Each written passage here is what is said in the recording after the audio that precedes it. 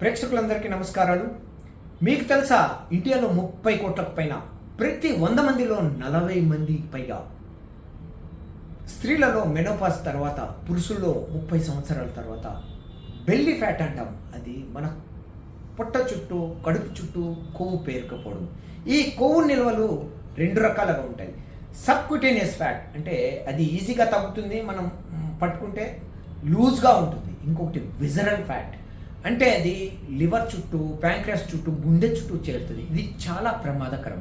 ఇది ఎందుకు వస్తుంది అంటే మన గ్లూకోజ్ అండ్ చక్కెర నిల్వలు ట్రైగ్లిసరైడ్గా తయారై అవి ఫ్యాట్ నిల్వలుగా ఉంటాయి.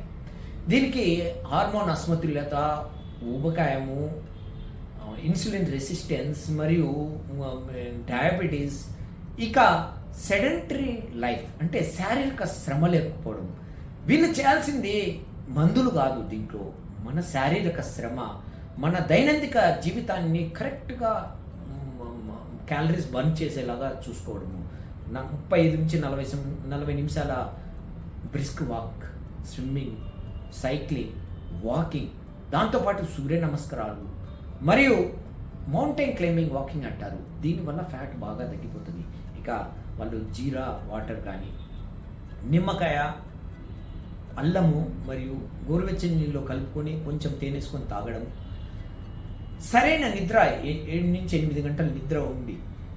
ఇంకా హోమియోపతి చికిత్సా విధానానికి వచ్చేస్తే కలికెరె కార్బ్, ఫైటోలోకియా, అమోనియం కార్బ్, పల్సిటిల్ అనే మందులు అద్భుతంగా పనిచేస్తాయి.